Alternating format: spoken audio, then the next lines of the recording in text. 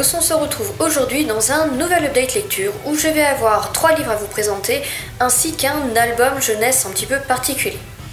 On va commencer par le premier roman qui en fait est un polar puisqu'il s'agit de L'Arménien, écrit par Carl Pineau, paru chez Nuit Nantaise qui en fait est de l'auto-édition. Alors L'Arménien est un polar noir qui se passe à Nantes pendant les années 80. Vous retrouvez donc cette ambiance années 80 et notamment l'ambiance un petit peu des nuits nantaises et des gangs de ces années. Il faut savoir que l'atmosphère est particulièrement bien rendue et qu'elle est très sombre et même parfois un peu glauque. Alors il faut aimer ce type d'ambiance, mais si vous aimez les romans noirs, vous ne serez vraiment pas déçus. Ce livre a une trame très intéressante puisque nous trouvons au début de roman Luc Casian qui est retrouvé assassiné dans les rues de Nantes. Mais ce qui ici est très original et que j'ai fortement apprécié, c'est que nous ne suivons que peu finalement l'enquête policière en elle-même, mais que nous allons surtout nous pencher sur 2 personnes de l'entourage de Luc afin de réussir à démêler finalement la vérité. C'est ainsi que ce roman est écrit avec une alternance de points de vue puisque le premier narrateur sera Bertrand qui est coiffeur et qui était un ami de Luc qui lui aussi fréquentait les gangs et les milieux de la nuit. Le deuxième narrateur est une narratrice puisqu'il s'agissait de la psychiatre de Luc qui donc est d'un milieu social totalement différent et avait donc une image du jeune homme et bien elle aussi ma foi très différente. Je tiens à noter que la plume de l'auteur est particulièrement belle et qu'il sait l'adapter en fonction des personnages qui vont narrer l'histoire. En somme, l'écriture utilisée lorsque c'est la psychiatre qui parle est bien différente de l'écriture utilisée lorsque c'est Bertrand qui parle. Ce qui nous permet à nous, lecteurs, de vraiment mieux nous plonger finalement dans l'atmosphère, dans l'ambiance et avec les personnages aux côtés desquels nous évoluons. Et c'est ainsi que grâce à ces 2 personnages et surtout grâce à leurs souvenirs, on va peu à peu remonter le fil du temps et comprendre ce qui est arrivé à Luc Casian, mais surtout qui était Luc. Parce que en fonction du policier qui l'avait déjà arrêté auparavant et qu'il soupçonnait de trafic de cocaïne, ou en fonction de sa psy qui pensait que c'était un garçon arrivé tout droit d'Arménie et très perturbé par le meurtre de ses parents, ou finalement en fonction du point de vue de son ami Bertrand qui est un peu un débauché et qui ne faisait rien d'autre que de fréquenter les bars la nuit et de tromper sa femme à tout va, eh bien le personnage de Luc Casian va nous apparaître totalement différent. Qui est dans la vérité? Est-ce que c'est tout le monde? Est-ce que c'est un mélange de ça? Et surtout, qu'est-il arrivé à Luc pour qu'on le retrouve assassiné aussi sauvagement? Il faut savoir ici que l'auteur ne fait pas en sorte de vous présenter des personnages auxquels vous allez vous attacher, puisque finalement je dirais que le personnage le plus attachant de l'histoire, eh bien c'est le seul qui est mort puisqu'il s'agit de Luc, puisqu'au fur et à mesure de l'histoire vous apprenez à le connaître. Après vous avez Bertrand le coiffeur qui est une petite frappe, dealer à ses heures perdues, feignant comme pas deux et surtout très égoïste. Sincèrement ce personnage est totalement antipathique et je pense que c'était réellement le but de l'auteur de nous le rendre de ce point de vue. Et puis donc nous suivons Françoise de Juignan qui donc est sa psychiatre comme je vous le disais, personnage qui, il faut l'avouer, est beaucoup plus sympathique que Bertrand, mais pour autant elle n'est pas non plus le genre de personne à vous réchauffer le cœur puisque c'est une femme qui pour moi m'est apparue tout de même assez froide et distante, donc même si elle ne m'a pas réellement dérangée, je ne l'ai pas non plus appréciée.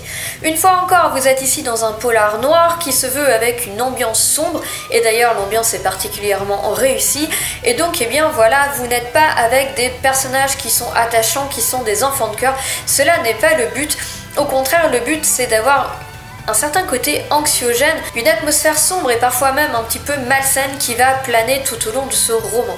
Alors en effet, il faut aimer ce type d'atmosphère, mais si vous aimez, je gage que sincèrement l'Arménien pourra que vous plaire. L'Arménien m'a donc permis de découvrir cet auteur et il est sûr que je vais continuer à me pencher dessus et à lire ses prochains et précédents ouvrages puisque j'ai, comme je vous l'ai dit, réellement apprécié sa plume qui est d'une qualité assez exceptionnelle et que j'ai aussi beaucoup apprécié l'ambiance et l'atmosphère qu'il apporte à son roman, d'autant que c'est un véritable page-turner qui nous tient en haleine du début à la fin, même si au bout d'un moment j'ai réussi à comprendre finalement qui était l'auteur du meurtre, eh bien cela n'a absolument pas gâché ma lecture car je ne savais pas pour quelle raison Luc était mort et donc j'ai continué jusqu'au bout avec vraiment beaucoup de plaisir et d'impatience puisque je voulais vraiment découvrir le fin mot de cette histoire. Ensuite, nous allons rester dans l'auto-édition avec le deuxième livre dont je voudrais vous parler puisqu'il s'agit de Horribles prophéties par Victoria Martin. Horrible Prophétie donc est le premier tome d'une série mais sous forme de nouvelles, puisque je préfère le préciser, ce premier tome ne fait qu'une quarantaine de pages. Je préfère le préciser car quand j'ai reçu ce roman, j'ai moi-même été surprise de ce format. Ceci étant, j'en ai discuté un petit peu avec l'auteur qui me disait que le tome 2 en comporterait beaucoup plus puisque a priori il frôlerait les 180 pages. Nous sommes donc ici résolument dans un monde de dark fantasy, dans une ville où la foire d'automne va approcher, mais soudain au port, un bateau fantôme va arriver. Et là, c'est un petit peu le drame, puisque, eh bien, dans ce monde, dans cette ville en tout cas, il y a une prophétie qui dit que le jour où un bateau fantôme va s'amarrer au port, une horrible prophétie s'abattra sur la ville. Et il semblerait que cette prophétie se réalise puisque très vite des meurtres horribles vont sillonner le village et les habitants vont décéder les uns après les autres. Nous allons suivre Lenora qui est une jeune diplômée de l'académie de magie qui elle va devoir faire face en direct à l'un de ces meurtres et cela va perturber la jeune femme à jamais. Bien décidée à retrouver le coupable, Lenora va se mettre à enquêter, mais il faut le dire, Lenora n'est pas réellement une héroïne. Comme je vous le disais, ici vous êtes dans de la dark fantasy et sincèrement, si vous n'aimez pas les anti-héros, passez votre tour parce que Lenora n'a réellement rien d'une gentille jeune fille et je peux vous dire que les méthodes qu'elle va mettre en place afin de dénicher le coupable sont quelque peu barbares. Alors non, en effet, la diplomatie et la gentillesse ne sont pas des qualités prépondérantes chez la jeune femme. Je dois avouer que malgré quelques défauts dans ce tome, j'ai assez apprécié puisque en fait finalement cette histoire est assez originale dans le sens où nous suivons tout de même rarement des héroïnes qui n'ont que peu de qualité. Alors certes le but de Lenora est honorable puisqu'elle veut retrouver finalement le coupable de ces meurtres, mais il faut tout de même avouer que les méthodes qu'elle met en place sont franchement assez horribles. Et donc voilà, j'ai bien aimé cette originalité d'oser nous présenter finalement un héros qui n'en est pas un. J'ai trouvé que Victoria Martin était plutôt à l'aise avec son format nouvelle puisqu'elle ne s'embarrasse pas de longueur et donc évidemment en 40 pages nous n'avons absolument pas le temps de nous ennuyer. Le revers de la médaille c'est qu'il y a beaucoup de choses qui auraient mérité d'être approfondies et qui ne le sont pas. Il y a vraiment d'excellentes idées de base mais malheureusement elles ne sont qu'effleurées et j'aurais aimé qu'elles soient creusées beaucoup plus en profondeur. Ce qui me rassure, c'est qu'elle me dit que le tome 2 comporte donc beaucoup plus de pages et je pense que l'auteur ayant pris de la maturité puisqu'elle me disait avoir commencé ce tome 1 à 16 ans, eh bien je pense qu'en effet nous pourrons avoir quelque chose de plus abouti dans la suite et donc je vais me plonger dans cette suite afin de découvrir finalement 1. Les aventures de Lenora et 2. Eh bien la nouvelle plume de cet auteur. Après, nous allons changer totalement de genre puisque nous allons partir dans un roman de développement personnel dans la lignée des Laurent Gounel finalement, avec Ta deuxième vie commence quand tu comprends que tu n'en as qu'une par Raphaël Giordano, est sorti aux éditions Erol mais que l'on peut trouver aussi aux éditions Françoisir. Donc ici, eh bien, en trame de l'histoire, nous allons rencontrer Camille qui est trentenaire et qui est un peu débordée par l'ensemble de sa vie, son rôle de mère, son rôle d'épouse, ainsi que son rôle professionnel. En gros, elle a tout pour être heureuse, mais finalement, elle ne l'est pas vraiment. Mais un jour, une rencontre totalement fortuite va complètement bouleverser sa vie puisque Camille va rencontrer un routinologue qui va lui apprendre à voir les choses autrement, à voir la vie d'une autre manière. Dans les premiers chapitres de ce roman, j'ai été quelque peu perturbée par la plume puisque je l'ai trouvée pas si bien adaptée que ça au roman. On sent que Raphaël Giordano a peut-être plus l'habitude d'écrire du document au final que du roman, mais j'ai fini par me laisser prendre au jeu et cela ne m'a plus du tout dérangée dans la suite. En effet, il faut comprendre que le scénario n'est finalement qu'une excuse pour pouvoir nous présenter différentes idées et nous faire aussi réfléchir à différents points. Et de ce point de vue, je dois dire que c'est une réelle réussite. Je noterai quand même que le personnage de Camille est tout à fait attachant et que tout à chacun peut s'identifier à cette jeune trentenaire qui est au bout du rouleau. Et puis nous avons aussi le personnage du routinologue dont j'ai oublié le nom puisque j'ai lu ce roman il y a quelques temps, qui finalement lui aussi est fort sympathique avec son côté un petit peu paternaliste. Donc comme je vous le disais, une fois que vous avez un petit peu dépassé cette étrange sensation de ne pas vraiment réussir à vous plonger dans le roman, vous pouvez vraiment vous pencher sur le côté développement personnel, et là je dois dire que c'est une immense réussite puisque ce livre regorge de conseils, d'idées, de pistes pour simplement moins se prendre la tête, mieux apprécier sa vie. Et point notable ici, c'est que l'auteur va nous expliquer, donc à travers la voix du routinologue, par des exemples concrets, ce qu'elle veut nous dire dans le fond. C'est-à-dire que finalement, le routinologue va entraîner Camille dans différentes expériences dont le but sera au final de lui faire comprendre une certaine idée de développement personnel, de bien-être de vie. Bref, ce livre peut se lire à deux niveaux, une première fois pour suivre l'histoire et vous allez déjà y réfléchir, mais sincèrement vous pouvez revenir dessus par la suite. Pourquoi pas noter tout ce qui vous intéresse, car il y a énormément de citations qui valent le coup d'être lues et relues et surtout sur lesquelles il est intéressant de s'attarder. Je ne sais pas si je suis très claire parce que c'est réellement un roman qui est difficile à chroniquer puisque le fond de l'histoire n'est qu'un prétexte à vous apporter du développement personnel. En tout cas, tout ce que je peux vous dire, c'est que moi je l'ai dévoré, j'ai beaucoup aimé les idées qui sont mises en place. Alors vous n'allez certes pas adhérer à tout ce qui est dit, mais sincèrement, si vous cherchez ce type de roman, vous allez trouver dans ce livre des pistes très intéressantes.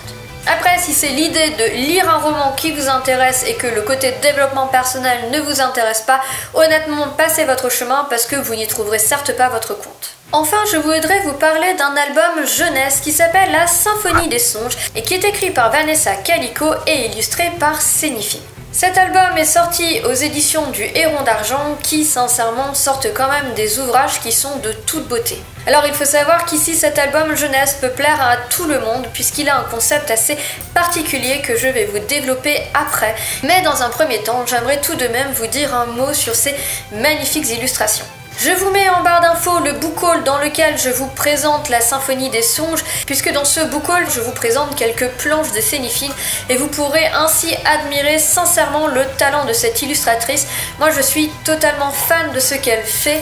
Elle a d'ailleurs sorti d'autres ouvrages aux éditions du Héron d'Argent, mais cet album jeunesse, de quoi parle-t-il ? Eh bien simplement, imaginez que la musique classique et plus particulièrement l'opéra vous soit contée par les plus grands méchants de l'histoire.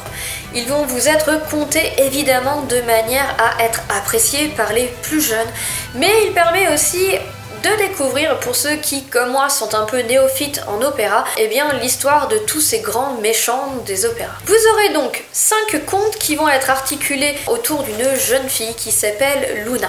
Car en effet, Luna a du mal à dormir, elle fait beaucoup de cauchemars et donc cela la fatigue énormément jusqu'à ce qu'un soir, ces 5 méchants finalement décident de venir lui conter son histoire et Luna va alors comprendre que ces méchants ne sont pas si méchants que ça. Et à partir de ce moment-là, elle aura juste envie le soir de s'endormir pour retrouver ses nouveaux amis dans ses rêves.